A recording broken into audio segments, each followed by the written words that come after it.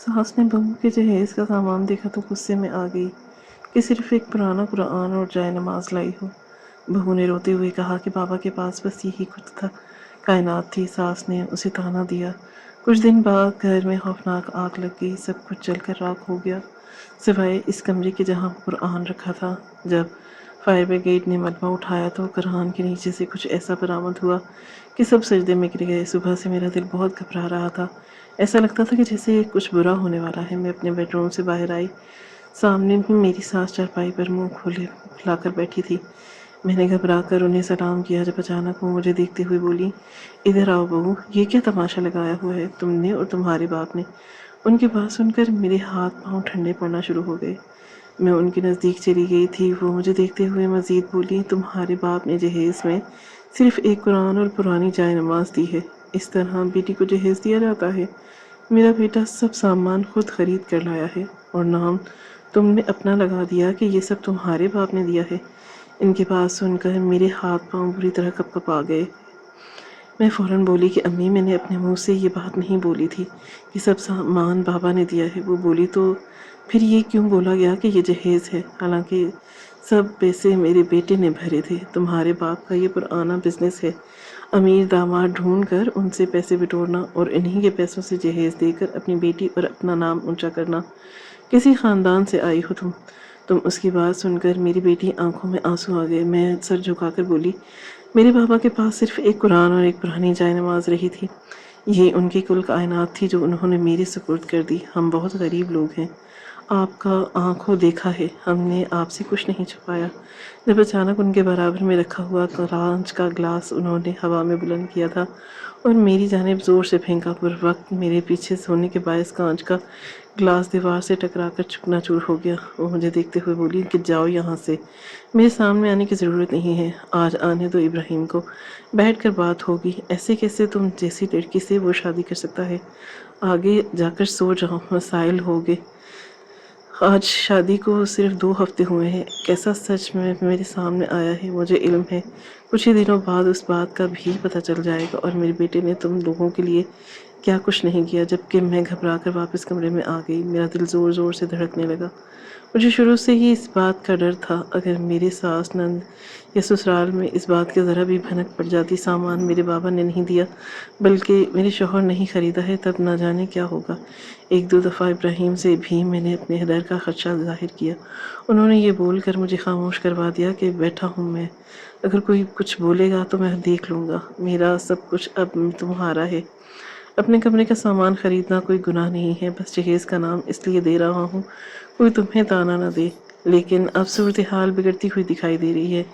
मैंने फ़ौरन मोबाइल उठाया और अपने शौहर को कॉल मिलाई। चंद लम्हे बाद दूसरी जानिब से उनकी आवाज़ मेरे कानों से टकराई। हाल ही में जनाब मुझे जैसी मामूली नाचीज़ को कैसे याद कर लिया। वैसे हम आपसे गुजारिश ही करते रहते थे कि दिन के वक्त एक फ़ोन कॉल कर लिया करें, मगर आपके पास हमारे लिए वक्त ही नहीं होता। इनकी बात सुनकर मैं फ़ौरन बोली, अभी मेरी बात सुने इब्राहिम, यहाँ बहुत बड़ा मसला बन चुका है। आपकी वालदा बहुत ज़्यादा गुस्से में है, कुछ करें वरना वो मुझे छोड़ देंगी। हो सके आज आप जल्दी वापस आ जाएं। वो बोला, क्या हुआ, खैरियत है? अभी कुछ देर पहले मेरी बात उनसे हुई है, ज़रूरी मीटिंग में था जो तकरीबन 2-2.5 घंटे चलेगी। इसके बाद ही मैं फ्री हो पाऊँगा। इतनी जल्दी मैं नहीं आ सकता, मगर तुम मुझे बताओ हुआ क्या है? मैं बोली, नहीं ऐसा मत करें, आप कोशिश करें कि आधे घंटे में घर वापस आ जाएं। आपकी अम्मी को मालूम हो गया है कि ये कमरे का सामान अब्बू ने नहीं आपने खुद दिया है। मैंने पहले ही आपसे बोला था कि आप अम्मी को इन बातों के बारे में बता दें, इनको गुमराह मत करें। मैं क्या करूं, मुझ कुछ समझ नहीं आ रहा। वो हैरानगी की बात है कि अम्मी को ये बातें बताई किसने, जबकि दूसरी जानिब मुकम्मल सन्नाटा छा गया। मैं दोबारा बोली, आपको मेरी आवाज़ आ रही है? आप सुन रहे हैं ना? चंद लम्हे बाद उन्होंने गहरी सांस ली और बोले, मैं कोशिश करके जल्दी आता हूँ। मामला शायद बिगड़ ना जाए। अम्मी को इन बातों से बहुत फ़र्क पड़ता है। कहने को हमारे पास सब कुछ है, पैसा, ख़ानदान, रुपया, कारोबार, लेकिन अम्मी लड़की वालों की तरफ से क्या मिला है, उन्होंने क्या दिया है, इन सब बातों की बहुत अहमियत रखती है। मैं आकर सब संभाल लूँगा। अभी तुम कहाँ हो? बोली। उन्होंने मुझे कांच का गिलास भी फेंक कर मारा, पर वक्त पीछे होने की वजह से मैं बच गई, वरना आज मुझे बहुत बुरी चोट लगने वाली थी। वो बोले, अब तुम कमरे में ही रहना, वहीं पर होना। मैंने फ़ौरन हाँ ही وہ مزید بولے کمرے سے باہر جانے کی ضرورت نہیں، سب ٹھیک ہو جائے گا، میں تھوڑی دیر میں آ رہا ہوں، پریشان نہ ہونا، یہ کہہ کر انہوں نے فون کاٹ دیا، جبکہ اب بابا کی دی ہوئی اس پرانی جائے نماز کو ہی دیکھ رہی تھی۔ میں نے جہیز کے وقت بابا کے سامنے رو رو کر منت کی تھی کہ کچھ کریں، با انتظام کریں، مجھے بہت گھبراہٹ ہو رہی ہے، اگر میرے سسرال والوں نے بات کا بتنگڑ بنا دیا تب کیا کروں گی؟ لیکن بابا کا کہنا تھا کہ تم دیکھنا، یہ قرآن پاک اور جائے نماز تمہیں ہر شے سے بچائے گا، پر آنے والے ہر برا وقت ٹال دیا جائے گا، بس تم اس پاک ذات پر مکمل بھروسہ رکھو۔ ان کی بات سن کر مجھے اس وقت حوصلہ ہو گیا، لیکن اب گھبراہٹ حد سے زیادہ بڑھ رہی تھی۔ چند لمحے تک خاموشی سے جائے نماز کو دیکھتی رہی اور پھر فوراً واش روم کی طرف چلی گئی۔ فریش ہو کر میں نے وضو بنایا اور باہر آ کر جائے نماز بچھا کر بیٹھ گئی۔ نماز ظہر ادا کی اور بارگاہ الہی میں ہاتھ بلند کیے، کچھ دیر تک میں بس اپنے خالی ہاتھوں کو دیکھتی رہی اور پھر روتے ہوئے اللہ تعالیٰ کی مخاطب کیا، اے میرے پروردگار، اے میرے مولا کریم، اللہ تعالیٰ، اے بادشاہوں کے بادشاہ، اے شہنشاہوں کے شہنشاہ، تو غفور الرحیم ہے، تو مالک مولا ہے۔ اے میرے اللہ، میں بڑی آزمائش میں ہوں، میرا دل اندر سے پھٹ رہا ہے، مجھے معلوم ہے میری ساس میرے ساتھ کیا کرے گی، میں اس گھر میں سکون سے زندگی گزار پاؤں گی یا نہیں، لیکن میرے اللہ، تو جانتا ہے میرا دل اندر سے کتنا مخلص ہے، میں اپنے شوہر سے کتنا پیار کرتی ہوں، اس بات سے تو گواہ ہے۔ اے میرے رب، میں بڑی مشکل کا سامنا کر رہی ہوں، اپنے شوہر کی شریک حیات بنی ہوں، یا رب العالمین، میرے درد کو سمجھ اور میری اس مشکل کو آسان کر دے۔ میرا باپ ہے، غریب انسان ہے، وہ مجھے اتنا جہیز نہیں دے سکتا، اس کے بس میں جو تھا اس نے مجھے دے دیا، یا اللہ تو مجھ پر رحم فرما۔ کافی دیر تک میں اللہ تعالیٰ کے سامنے گر گڑا کر دعائیں مانگتی رہی، اپنا گھر محفوظ رکھنے کی دعائیں مانگتی رہی، اور پھر کب روتے روتے جائے نماز پر سو گئی، مجھے کچھ پتہ نہیں چلا۔ وقت دھیرے دھیرے گزرتا جا رہا تھا۔ 1.5 گھنٹے بعد کمرے کے دروازے پر دستک ہوئی تھی، میری آنکھ اسی دستک سے کھلی تھی۔ میں فوراً بیٹھ گئی تھی، دل کی دھڑکن حد سے زیادہ تیز ہو چکی تھی، اچانک جاگنے کے باعث میرا جسم کپکپاہٹ نہ کر ابھی بھی صورتحال کچھ ایسی ہی تھی۔ دستک ایک بار پھر ہوتی ہی گئی اور میرے شوہر کی آواز گونجی، دروازہ کھولو، فجر میں آیا ہوں۔ ان کی آواز سن کر ایسا لگتا تھا کہ جیسے صحرا میں کسی سے سہارا دے ہو، مجھے چھاؤں نصیب ہو گئی ہو۔ میں فوراً اس طرف بھاگی، دروازہ کھولا، سامنے ابراہیم کھڑے ہوئے تھے، اونچا لمبا دراز قد، چوڑی جسامت، کثرتی وجود۔ میرے شوہر دیکھنے میں بلا کے حسین تھے۔ میری ساس اسی چیز پر گھمنڈ کرتی تھی کہ ہمارے پاس گھر کی ایک کاروبار ہے، میرا بیٹا اتنا خوبصورت ہے، تمہارے پاس کیا ہے؟ نہ دھن، نہ دولت، نہ حسن، نہ بس ایک اچھا نصیب لے کر پیدا ہوئی ہو۔ یہ بات انہوں نے شادی کے دوسرے دن ہی مجھے بولی تھی، جبکہ میں بس صبر کر کے بیٹھ گئی۔ ایک عورت کے پاس صبر کے علاوہ اور کچھ نہیں ہوتا۔ وہ کمرے کے اندر آئے، میں بے اختیار ان کے گلے سے لگ گئی، جبکہ وہ میرے سر دھیمے سے سہلاتے ہوئے بولے، کیوں اتنا پریشان ہو رہی ہو، اور یہ آنکھیں کیوں لال کر کے رکھی ہوئی ہیں؟ میں نے سر ہاں میں ہلایا اور انہیں دیکھتے ہوئے بولی، ابراہیم، امی بہت غصے میں ہیں، انہوں نے مجھے ایک گلاس مارا ہے، مجھے نہیں لگتا کہ وہ مجھے اب یہاں رہنے دیں گی۔ میں نے آپ سے شادی پہلے ہی بولا تھا کہ ہم دونوں کا کوئی جوڑ نہیں ہے، آپ ایک رئیس زادے ہیں اور میں ایک عام سی لڑکی جس کی کوئی قیمت نہیں ہے، مگر آپ نے میری بات نہیں سنی۔ اب نتیجہ دیکھ لیں، سچائی جیسے ہی اس کے سامنے آئی ہے وہ مجھے بخشیں گے نہیں۔ میری بات سن کر وہ بولا، میں ان کے پاس ہی جا رہا ہوں، تم پریشان نہ ہونا، اور ایسی باتیں سوچنے کی ضرورت نہیں ہے۔ اگر تم عام سی لڑکی ہوتی، اگر تم معمولی ہوتی، تمہاری کوئی قیمت نہ ہوتی، میں کبھی بھی تم سے شادی نہیں کرتا۔ میں تم سے بہت پیار کرتا ہوں، اور محبت کرنے والی کسی بھی چیز سے نہیں گھبراتے۔ میری محبت پیسوں میں تولی جائے، مجھے یہ گوارا نہیں۔ اب تم پریشان نہ ہو، میں جا رہا ہوں۔ یہ کہہ کر وہ اپنی ماں کے کمرے کی طرف چل پڑے۔ چند لمحے تک میں وہیں کھڑی رہی اور پھر ہمت کر کے میں اپنے قدم اپنی ساس کے کمرے کی طرف بڑھائے تھے۔ ارادہ اندر ہوتی باتیں سننے کا تھا۔ ابھی میں دروازے کے پاس ہی پہنچی تھی کہ جب میری ساس کی کڑکتی ہوئی آواز میرے کان کے پردے سے ٹکرائی، تم نے یہ سب تماشا کیوں کیا؟ آخر تمہیں اس لڑکی میں نظر کیا آیا جو تم نے اسے اپنے لیے منتخب کر لیا؟ اس کے باپ نے ایک پرانی جائے نماز اور قرآن دیا ہے، اس کے علاوہ اس کے باپ نے کچھ بھی نہیں دیا، اور تم سب سامان خرید کر لائے، برتن، کپڑے، فرنیچر، حتیٰ کہ پانی کی موٹر تک، اور نام اپنی بیوی کا رکھ دیا۔ یہ سب اس کے باپ نے تحفے میں دیا ہے۔ اتنا جھوٹ تم مجھ سے اتنا جھوٹ بولو گے، میں نے سوچا بھی نہیں تھا۔ ماں سے بڑھ کر بیوی تمہارے لیے اہمیت کی ہو گئی۔ इतनी मोहब्बत थी अपनी बीवी से तो फिर मेरे घर क्यों लेकर आए? अपनी बीवी के लिए अलग घर खरीद लेते, इसे वहाँ रखते। मेरी बातें तुम्हें कड़वी ज़रूर लगेंगी, लेकिन मैं हक की बात करती हूँ। ऐसा कौन सा घर होगा जो बेटी को जहेज़ भी नहीं दे? कि असूल होते हैं। मेरे शोहर की आवाज़ बिल्कुल नहीं आ रही थी। मेरा दिल बहुत बुरी तरह घबरा रहा था। मेरी सास मज़ीद बोली, और अपनी बीवी की हरकत देखी है? तुम्हें फ़ोन करके बता रही है कि मैंने उसे गिलास फेंक कर मारा। चुगलखोरी कर रही है। ये सीख कर आई है अपने घर से। अपनी बीवी को बता देना, ऐसी लड़कियों के कभी घर नहीं बसते। मेरे शौहर अपनी माँ की बात सुनकर बोले, अम्मी आप जानती हैं वो किस मिजाज की लड़की है। बस मैं भी गुजारा कर रहा हूँ, आप इतना क्यों स्ट्रेस ले रही हैं? बस छोड़ें, इतना सर पर सवार नहीं करें। सोचें किसी बिन माँ की बेटी को जहेज दिया है। आपकी बेटी की खिदमत गुजार है, आपकी खिदमत गुजार है। यही सोच कर दरगुजर कर दें। हमारे पास भला किस चीज़ की कमी है जो हम बुरा मनाएं? अगर कुछ दे भी दिया है तो समझे आपका बेटा भी इस्तेमाल कर रहा है। आप फिक्र ना करना, छोड़ दें। मैं बस वैसे ही औकात में रहता हूँ।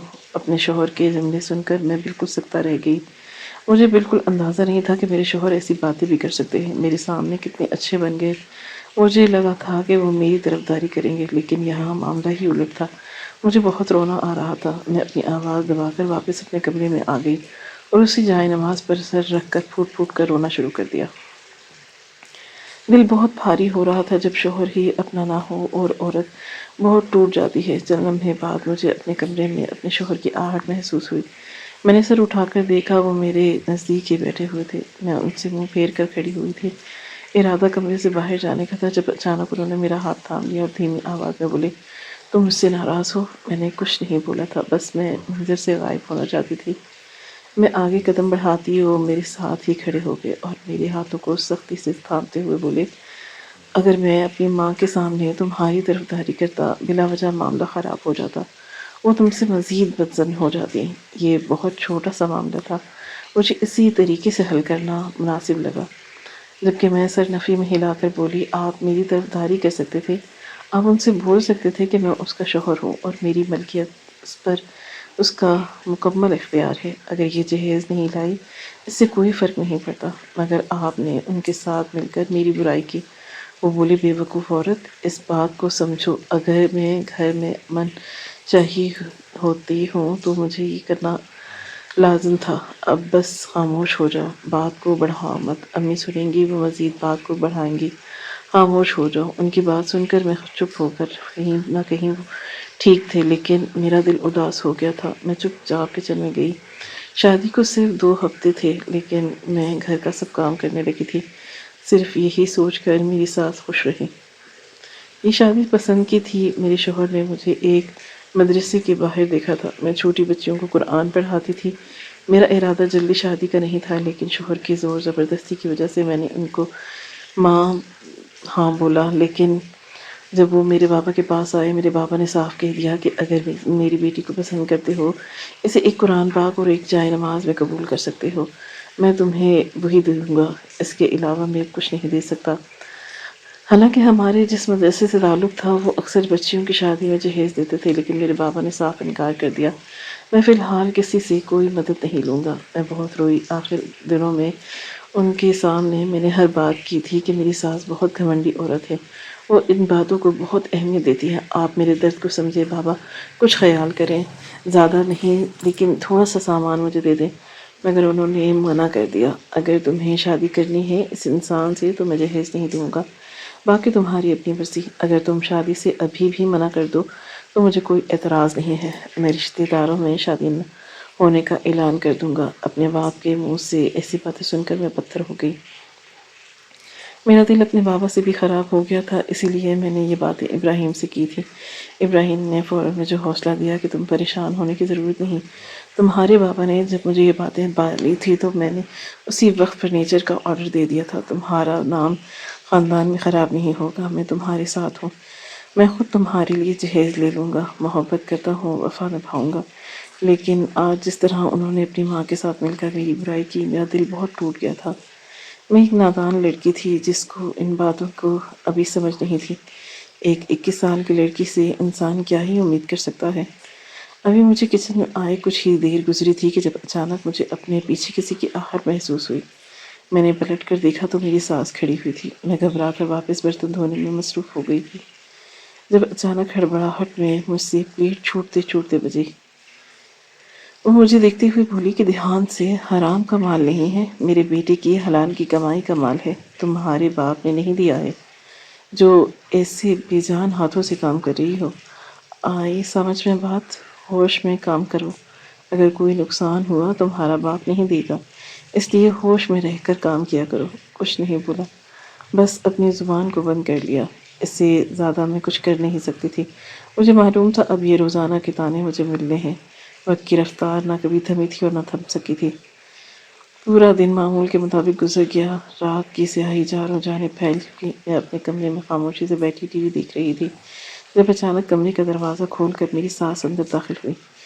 میں فوراً سیدھی ہو کر بیٹھی تھی، دوپٹہ سر پر پہنا تھا، اور مجھے دیکھتے ہوئے بولی، تمہارے باپ نے نہیں دیا یہ ٹی وی جو ایسے بیٹھ کر دیکھ رہی ہو؟ میرا بیٹا ابھی تک نہیں آیا اور تمہیں اپنے ڈراموں کی فکر ہے؟ ان کی بات سن کر میرا چہرہ ضب سے لال ہو گیا۔ میں فوراً بولی، امی، میری ابھی تھوڑی دیر پہلے ابراہیم سے بات ہوئی ہے، ان کا کہنا ہے آنے میں کچھ دیر لگ جائے گی۔ آج آفس میں بہت کام ہے، دوپہر میں آئے تھے، اس لیے اب رات میں دیر سے آئیں گے۔ میری بات سن کر انہوں نے غصے میں اپنے ہاتھ میں موجود گلاس کو زمین پر پھینک کر توڑا تھا اور مجھے دیکھتے ہوئے بولی، اتنا بھی میں نے تمہیں نہیں سنایا تھا جو تم نے میرے بیٹے کو فون کر کے بلا لیا؟ اب دیکھو تمہاری وجہ سے وہ اتنی دیر تک آفس میں بیٹھا ہوا ہے۔ عذاب بن گئی ہو تم ہمارے لیے، پتہ نہیں کسی بھوکے کے خاندان سے تمہیں اٹھا کر لے آیا ہے۔ اب یہ صاف کرو۔ انہوں نے اتنے تحقیر آمیز انداز میں بولا کہ میری آنکھیں بھر آئی تھیں۔ میں کچھ بھی کہے بغیر خاموشی سے زمین پر بیٹھی تھی اور اس کانچ کے گلاس کو سمیٹنے لگی۔ میری ساس کمرے سے چلی گئیں لیکن میری آنکھوں سے ٹپ ٹپ آنسو بہہ رہے تھے۔ ایک لڑکی کے لیے ایسے الفاظ سننا بہت ہی دردناک ہوتا ہے۔ وقت کی رفتار اور تیزی سے گزری تھی۔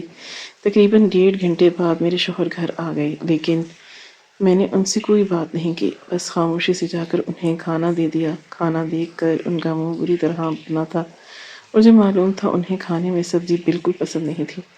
میری ساس اور شوہر بہت ہی نخریلے لوگ تھے۔ میرے شوہر مجھے دیکھتے ہی بولے کہ جب گھر میں گوشت موجود ہے پھر یہ سبزی بنانے کی ضرورت کیا تھی؟ تم آج مجھے بتا دو آخر تمہارے دماغ میں چل کیا رہا ہے؟ دیکھو فجر، تمہارے گھر میں یہ سب بنتا ہوگا، ہمارے ہاں گوشت ہی بنتا ہے، اور گوشت کے علاوہ ہمارے حلق سے نوالا نہیں اترتا۔ سمجھ آئی؟ آئندہ کے بعد یہ سبزی وغیرہ نہیں بنانا۔ اب جاؤ یہاں سے۔ ان کی ماں مجھے تحقیر آمیز نظروں سے دیکھ رہی تھی جبکہ میں بنا کچھ کہے اپنے کمرے میں آ گئی تھی۔ میرے شوہر کی عادت تھی وہ رات کا کھانا اپنی ماں کے ساتھ ان کے کمرے میں ہی کھاتے تھے، حالانکہ میں ان کا انتظار کرتی تھی، بھوکی رہتی تھی کہ کبھی تو میرے ساتھ کھائیں گے۔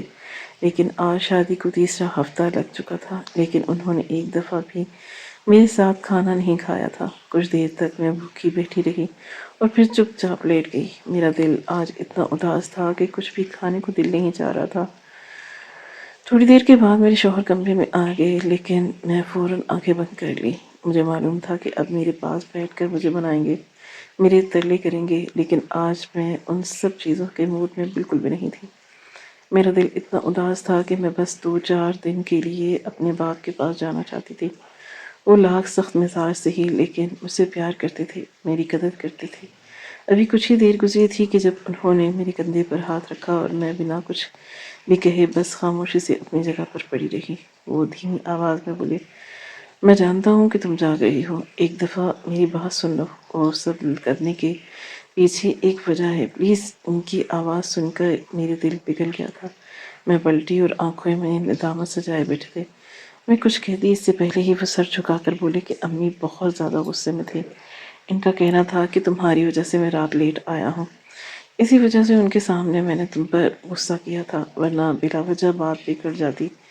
میں اپنا گھر خراب نہیں کرنا چاہتا۔ میری سانسوں کی ڈور بھی امی کے ہاتھ میں ہے۔ اگر انہوں نے مجھے تمہیں طلاق دینے کا حکم دے دیا میں کہیں کا نہیں رہوں گا، بس اسی لیے ان کے سامنے سختی سے پیش آتا ہوں۔ پلیز مجھے معاف کر دینا۔ ان کی بات سن کر میں کچھ بھی نہیں بولی۔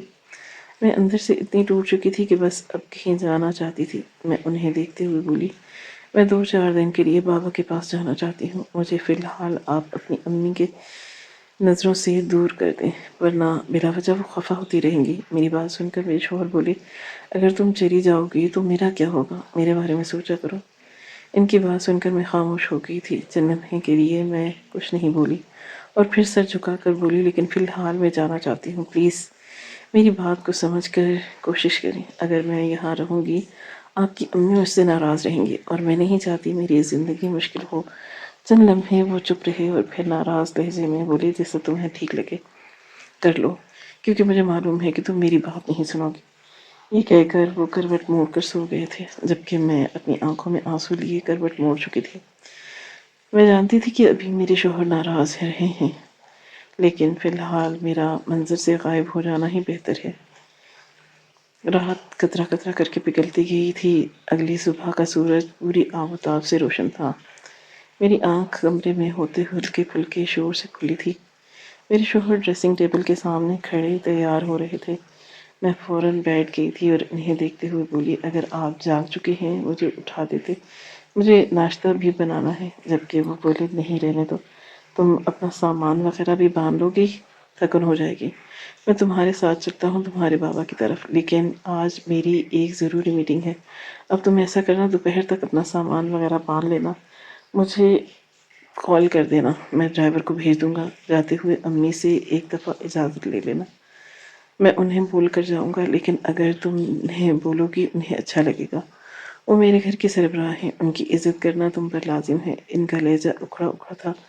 میں وجہ جانتی تھی، فی الحال میں ان سے کوئی بحث نہیں کرنی تھی، بس جی بول کر سر ہلا دیا۔ تھوڑی دیر بعد میں بھوکے آفس چلے گئے تھے۔ اس بات کا مجھے افسوس ہوا، لیکن میں کیا کرتی؟ اگر وہ مجھے منہ لگانا ہی نہیں چاہتے تو میں بلا وجہ ان کے پیچھے نہیں پڑ سکتی۔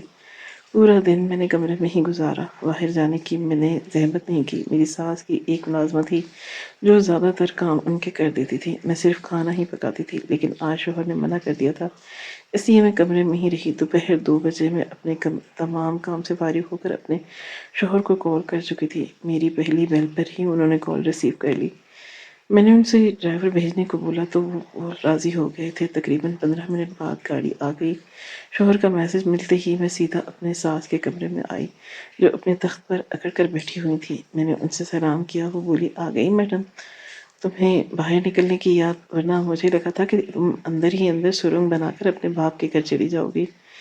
ایک دفعہ باہر جھانک کر بھی نہیں دیکھا گھر کا کیا حال ہے۔ وہی تو، جب بھوکے گھر کی لڑکیاں ایسے گھروں میں آتی ہیں ان کے مزاج ہی آسمانوں پر چڑھ جاتے ہیں۔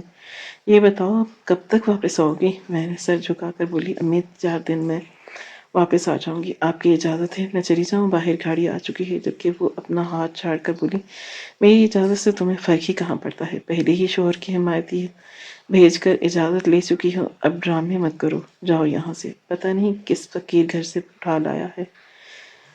ہم میں نے اتنا آنکھوں سے اپنی سانسوں کو دیکھا اور بنا کچھ کہے گھر سے باہر نکل گئی۔ یہ سب میرے لیے برداشت کرنا بہت مشکل تھا۔ آج کے دور میں کوئی بھی لڑکی اپنی ساس کو ایسی باتیں نہیں سن سکتی۔ گاڑی میں بیٹھ کر بھی میری آنکھوں سے آنسو مسلسل بہہ رہے تھے۔ ایک مختصر مسافت طے کر کے میں اپنے بابا کے گھر پہنچ گئی۔ دروازے پر پہنچی، دروازے پر تالا لگا ہوا تھا۔ میں پریشان ہو گئی۔ بابا کے پاس کوئی موبائل فون بھی نہیں تھا، میں ان سے موبائل کے ذریعے کانٹیکٹ کر لیتی۔ ابھی میں کسی سے پوچھتی جب اچانک مجھے اپنے پیچھے کسی کی آہٹ محسوس ہوئی۔ میں نے پلٹ کر دیکھا، میرے بابا مجھ چہرے پر مسکراہٹ سجائے کھڑے تھے۔ میں فوراً ان کے گلے لگ گئی، جبکہ وہ میرے سر پر ہاتھ رکھ کے بولے، کیسی ہے میری گڑیا؟ تمہیں پتہ ہے میں تمہیں کتنی شدت سے یاد کر رہا تھا؟ کل عشاء کی نماز کے وقت بھی میں نے اللہ سے دعا مانگی میری بیٹی سے میری ملاقات ہو جائے، اور دیکھو تم مجھ سے ملنے آ گئی، رکنے آئی ہو۔ وہ سامان اندر لے جاتے ہوئے بولے۔ میں دھیمی آواز میں بولی، جی بابا، 4 دن کے لیے آئی تھی، آپ کو کوئی اعتراض تو نہیں ہے؟ وہ بولے کہ تمہارے بغیر یہ گھر بالکل سونا پڑ گیا ہے۔ مجھے اعتراض کیوں ہوگا، بلکہ تمہیں دیکھ کر مجھے بہت خوشی ہو رہی ہے۔ تمہاری ساس، تمہارے شوہر سب خیریت سے ہیں؟ جبکہ میں اداس لہجے میں بولی، کچھ بھی ٹھیک نہیں ہے بابا، بس ایسا لگتا ہے کہ میں نے شادی کر کے بہت بڑی غلطی کی۔ پتہ نہیں کیا سوچ کر میں نے اپنے لیے اس انسان کا انتخاب کیا۔ صرف اور صرف اپنی ماں کے بیٹے ہیں، میرے سامنے بہت میٹھے بنتے ہیں، لیکن اپنی ماں کے سامنے جاتے ہی میرے خلاف ہو جاتے ہیں، اور ان کی ماں ہر وقت مجھے غریب ہونے کے طعنے دیتی ہیں، کہتی ہیں میں بھوکے گھر سے آئی ہوں۔ بابا، میں کبھی کسی چیز کے لیے ترسی نہیں ہوں، پھر وہ ایسے کیوں بولتے ہیں؟ آپ نے جہیز کیوں نہیں دیا؟ حالانکہ آپ مجھے جہیز دے سکتے تھے۔ آپ کی اتنی اچھی نوکری ہے، ہمارے گھر میں سب چیزیں ہیں، لیکن آپ نے مجھے صرف ایک قرآن اور پرانی جائے نماز کیوں دی؟ میں نے کئی دفعہ آپ کو پیسے گنتے ہوئے بھی دیکھا ہے، آپ میرے ساتھ ایسا کیسے کر سکتے ہیں؟ بابا، وہ لوگ مجھے اتنے طعنے دیتے ہیں، آپ ایک کام کریں، زیادہ کچھ نہیں، بس مجھے سونا ہی چڑھا دیں، میں اس گھر میں نہیں رہ پاؤں گی۔ آپ جانتے ہیں سسرالی معاملات۔ میری بات سن کر میرے بابا بے اختیار بولے، اگر ایسی بات ہے تو تم واپس اپنے گھر آ جاؤ، تمہارے باپ کا در تمہارے لیے کھلا ہے، لیکن میں جہیز کے نام پر ایک پھوٹی کوڑی نہیں دوں گا۔ اس کی بات سن کر میں فوراً بولی، کیا آپ مجھے تحفہ بھی نہیں دے سکتے؟ ایک اپنی بیٹی اپنے باپ سے خواہش بھی نہیں کر سکتی؟ وہ بولے، شادی کے بعد نہیں کر سکتی، تمہاری شادی ہو چکی ہے، تم اپنے گھر کی ہو چکی ہو۔ ہاں، شادی سے پہلے اگر تم مجھ سے سونے کی خواہش کرتی، تمہیں سونا ضرور ملتا۔ نہیں، مجھے معاف کرنا بیٹا، لیکن اب تمہیں اگر اپنا گھر بسانا ہے، صبر شکر سے بساؤ، تمہارے باپ کا در تمہارے لیے ہمیشہ کھلا ہے، تم آ جانا۔ یہ کہہ کر وہ اپنے کمرے میں چلے گئے تھے، جبکہ میں وہیں چارپائی پر بیٹھ کر پھوٹ پھوٹ کر رونے لگی تھی۔ آج مجھے اپنی ماں کی کمی شدت سے محسوس ہوئی۔ اگر امی آج حیات ہوتی، میرے ساتھ یہ سب نہ ہوتا، کاش میری ماں زندہ ہوتی۔ ایک یہی خیال مجھے بار بار ستا رہا تھا۔ 2 دن خاموشی سے بیت گئے۔ میں نے 2 دن تک بابا سے بالکل بات چیت نہیں کی تھی، بس خود ہی کھانا پکاتی تھی، کھا لیتی تھی، زیادہ سے زیادہ ان کے لیے رکھ دیتی تھی، اس سے زیادہ ہمارے درمیان کوئی تعلق نہیں تھا۔ میں یہاں سے جانا چاہتی تھی، لیکن یہاں سکون تھا، کوئی تانا نہیں دیتا تھا، اپنی مرضی سے جاگتی تھی، اپنی مرضی سے کھاتی۔ اسی درمیان میرے شوہر کا بھی مجھ سے رابطہ بس برائے نام تھا۔ میں جانتی تھی کہ یہ سب ہونا ہے، لیکن اندر ہی اندر دل دکھ رہا تھا۔ وقت اور تیزی سے گزرا، 4 دن بیت گئے اور دوپہر 2 بجے مجھے لینے کے لیے میرے شوہر نے گاڑی بھیج دی۔ ماں باپ نے کمرے میں بیٹھے قرآن پاک کی تلاوت کر رہے تھے۔ میں دروازے پر دستک دے کر اندر داخل تھی۔ مجھے دیکھ کر انہوں نے آخری آیت کو مکمل کیا، قرآن پاک ایک طرف رکھ دیا۔ میں انہیں دیکھتے ہوئے بولی، آپ تلاوت کر لیں، میں جا رہی ہوں، اور امید کروں گی کہ اب آپ کو پریشان کرنے دوبارہ نہ آؤں۔ میری بات سن کر وہ بولے، میں جانتا ہوں تم مجھ سے خفا ہو، لیکن اس طرح نہیں کہتے، زندگی اور موت کا بھروسہ نہیں ہوتا۔ ان کی بات سن کر میرا دل بری طرح سہم گیا تھا۔ میں فوراً بولی، غلط باتیں نہیں کریں، خدا نہ کرے کہ آپ کو کچھ ہو، آپ کا سایہ اللہ میرے سر پر سلامت رکھے۔ وہ بولے، لیکن تم یہی سوچتی ہو، اس سائے کا کیا فائدہ جب میں تمہارے کام نہیں آ سکا؟ مگر دیکھنا، ایک دن میرے دیے ہوئے جہیز سے تم کتنا خوش ہوگی، بس اس کا انتظار کرو، اور میں دعا کروں گا کہ تمہاری ساس، تمہارے شوہر تمہارا گرویدہ ہو جائیں، تمہارے تعلقات ہموار ہو جائیں۔ جبکہ میں سر ہاں میں ہلا کر باہر آ گئی۔ گاڑی میں بیٹھے ہوئے ایک بار پھر مجھے شدت سے رونا آیا۔ زندگی میں ایسا لگتا تھا کہ جیسے رونا لکھ دیا گیا۔ سسرال اتنا ظالم ملا، اور اب بابا بھی بدل گئے۔ میرا دل بہت اداس تھا۔ ایک مختصر مسافت طے کر کے میں اپنے گھر واپس آ گئی، لیکن جانتی نہیں تھی کہ آج کی رات گھر پر کیسا طوفان آنے والا ہے۔ میں گھر میں داخل ہوئی، گھر میں ایک ہلچل مچی ہوئی تھی۔ سیدھا اپنی ساس کے کمرے میں گئی، ان کی چھوٹی بیٹی آئی ہوئی تھی، انہیں سلام کیا۔ میری ساس مجھے دیکھتے ہوئے بولی، آ گئی اپنے باپ کے گھر سے آوارہ گردی کر کے؟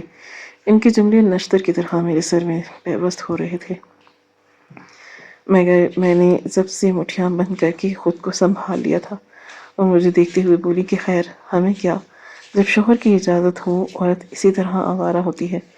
جاؤ، جا کر تیار ہو جاؤ، آج ہمیں شادی میں جانا ہے، اور اچھے طریقے سے تیار ہونا، کہیں بھیگارن بن کر کھڑی نہ ہو جانا۔ میرے خاندان میں میری بہت عزت ہے۔